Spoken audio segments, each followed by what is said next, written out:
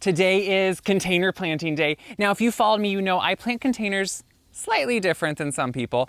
I don't get tons of blooming annuals and lots of annuals just last a season and throw them all away. I get lots of filler annuals because I plant a lot of my saved palms and large agave and even use philodendrons, anything outside that I can save but also has architectural beauty to it, I love to use. So I'm gonna start by planting my big mama agave. I call her a mama because she has bred so many pups that I have small starts of. That's why I love agave, because one, they're easy to care for. Now, in their native habitat, they can be overwhelming. So I know sometimes people are shocked that I keep these because in like southern Florida places, they can almost get too aggressive. The way I plant these, where I put them in containers over the summer, take them out, plant them in just plastic containers over the winter and put them in storage, I can usually contain them to the size I want. Now, obviously this is a large one, it's a statement one, but I trim it every year and keep it somewhat contained. But it goes in a big urn underneath my kitchen window, a big cast iron urn, and I start by putting in some plant tone. Now, agave are not heavy feeders. They actually don't like tons necessarily of fertilizer. That's why I just use like an organic plant tone, because to me, it adds a little bit to this area and I don't worry about it then the rest of the summer. And it's nothing too strong. It's just a nice kind of subtle way to add something nice to the soil and kind of dress it up. I do not change all this soil out every year, maybe about half. Now, this container is never going to be moved, but if you want a container to be lighter weight and not use all potting soil, you can fill a large container about halfway up with just a hardwood mulch, a bulk, just a bark, and then put the rest of potting soil on top so it drains well still and is lightweight. So now we can talk about the agave. Now, okay, safety first, people. Don't try to do something on your own if you're scared of it. It's heavy, it has pointy ends that can really hurt. So I always wear, even though it's kind of hot out actually, I wear a jacket that I can make sure is gonna protect me somewhat. So I will just button it maybe one time here to make sure it stays closed, because this thing is prickly. It's prickly and it can hurt. So what I do, it's kind of scary, but I pull this to the forward, and you can see it's large. And then actually the root ball itself is pretty small. So I lift it out of the pot here and I take it back to where it needs to go and pop it in. There we go. Now, sometimes once it's in here, I adjust for whatever the root ball needs, because it's hard for me to do it out of the pot. But I'll take out some of this soil. But look at all these pups. All of these are pups.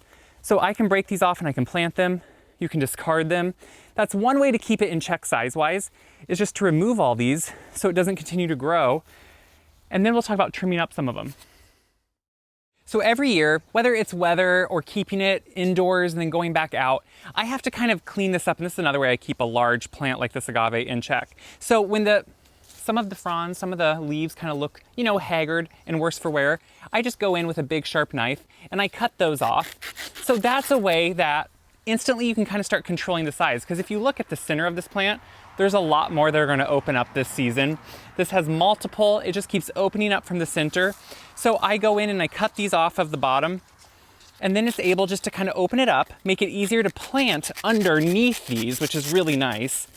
And then these you want to be careful with. These are sharp, so I don't want my animals to get close to them, so I discard them away from anything.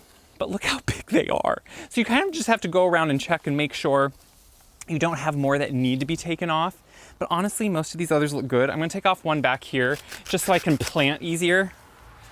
It could hurt someone, guys. So you have to be careful with certain plants, obviously, but if this is up and away from people, it's in the middle of a flower bed where no one will bump up against it. So if you have kids, you don't wanna put these close to the kids, or you don't wanna put them in a place where people are really close.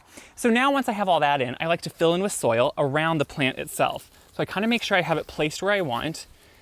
And you can see that's about right. And so I always check if I need to turn it, move it, but I actually like this placement.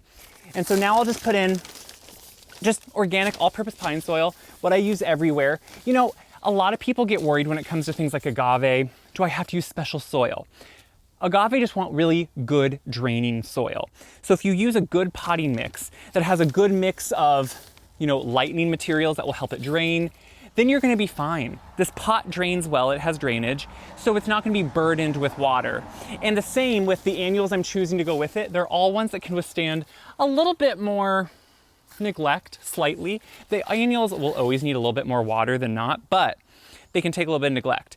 So I'm gonna finish filling in with soil, then we'll plant. So I'm starting to plant annuals underneath, which trimming it up has really helped because it opens it up. One of my favorite ones I always start with is a lemon coral sedum. It's an annual sedum here in Iowa, but that's an okay thing because look at that color. So in the summer, this even gets more intense of that chartreusey green color, which I think plays so well with that creamy yellow edge of the agave. Now I always take off the bottom a little bit, and then I just put it right into the soil. Now, these are ones that when you start, they look small. But guess what? Annuals grow really quickly. So don't ever feel like you need to get the largest ones. They grow in really fast. So then I am doing a flambe, which is a straw flower. And what if you notice? I don't usually love blooms, but it gets these beautiful little yellow ball-like blooms. That again, that yellow color, you can see what I'm really playing at here. It's the play on textures, on foliage, and that to me is what's super important here. And then you'll notice I pick a lot of fillers that have that soft, silvery kind of hue to them because it goes really well with the agave above it. One of my last favorite ones is always silver mist, which is a Heliochrysum or a licorice plant. We're all used to the licorice annual, which is a little bit more usually stocky and big plants. This one has a more misty look to it. And when it fills in, the mound that comes out is so beautiful. So all these within a month or two are really gonna start spilling over the edges and getting big. Let me go get the water.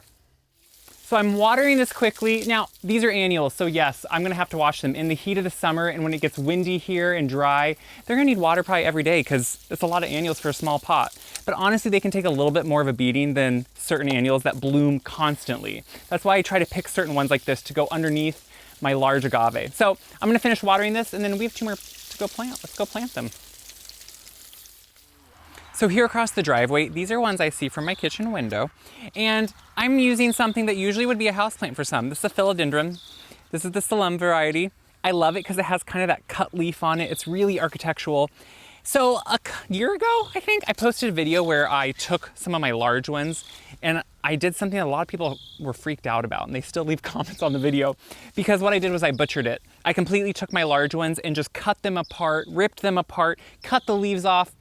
But guess what I got out of it? Multiple plants. So this is one of those that I planted already last year, and you can see how much it's growing. Now, again, I put it in a container over the summer, then I take it out over the winter, put it in plant room where it has light and some warmth. And now I'm gonna put it back out in a container. So I have these mid-century urns here. They're a little bit more, you know, a little bit more simple, but I love how kind of architectural they are. And this is a bed that you just kind of see as you drive in. It's not one you get too up close, but I like to have something that's impactful. So these to me, look at them. You put them in and instantly, look at that glory. Now you do have to temper these out into full sun, meaning when I keep them indoors all winter, they're not used to the sun. So I have to put them in some shade and some morning light for a while, for a couple weeks, slowly get them used to the sun. Then they can be out in the sun. So it takes them a while, but then once I have them acclimated, they're happy to grow. So I'm gonna put some soil around here and get some annuals.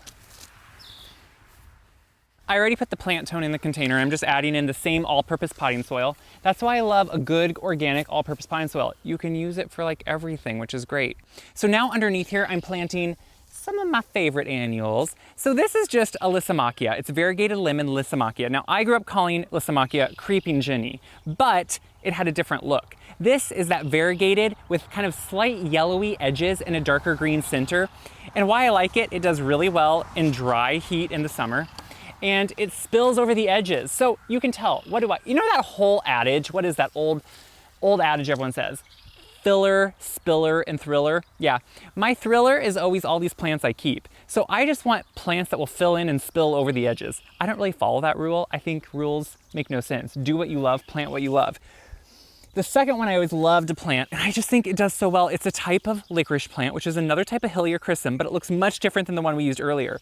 This is the limelight. So look at that bright, limey color it gets.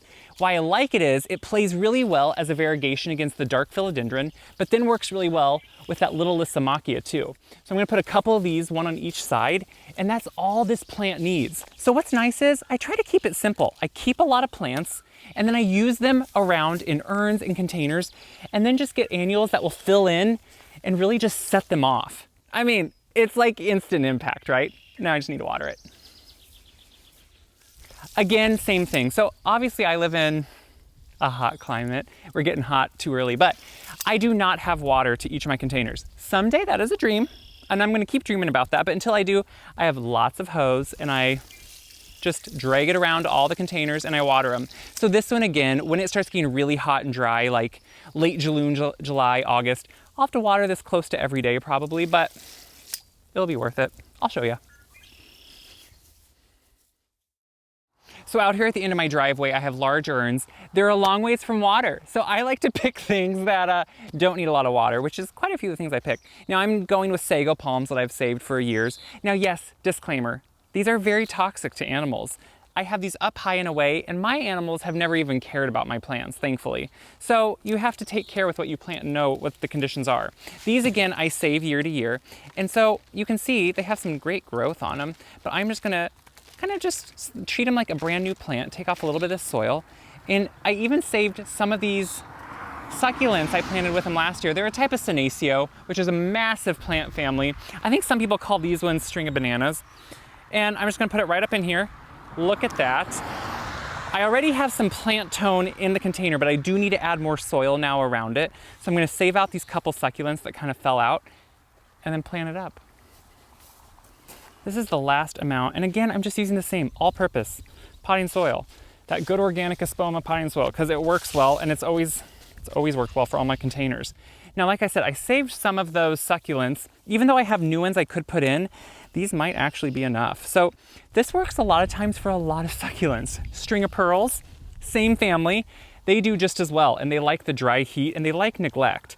So I'm gonna plant these up here. It's always shocking. In the middle of summer, you're gonna come out. They love the heat. They love that sun. These spill over the edges. I think sometimes succulents and things do so much better outside than they do inside. So I finished these with wire vine. Wire vine I like because it can take a beating also. It's a nice kind of simple, small leaf. It has kind of a dark stem, which I like, and it plays well with the purple stem of this string of bananas here. And you know what? Surprisingly, it does pretty well in some of the drought I can get. So I will try to water these obviously often as needed, but I don't water these ones out here every day. Break up the bottom a little bit, put it in. Look at that, it's simple.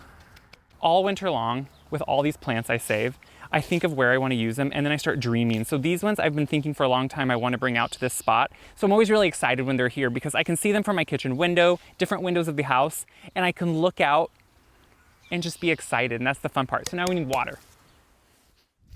Obviously I just need to water them well.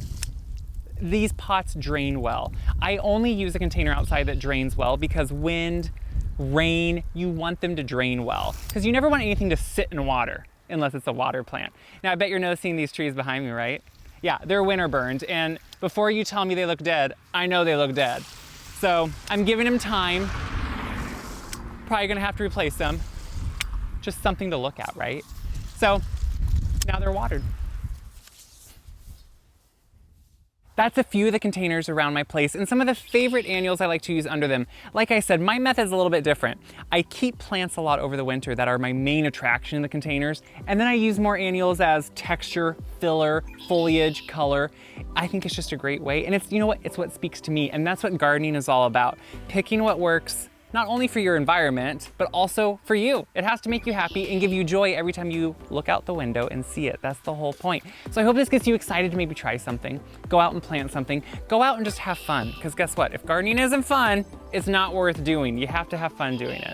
So as usual, share this video around because it helps me so much, but it also helps other people see this is totally doable. Check my website, wyseguide.com, for tips, for tricks, but also for recipes. Because you know what, after all this work, I'm hungry.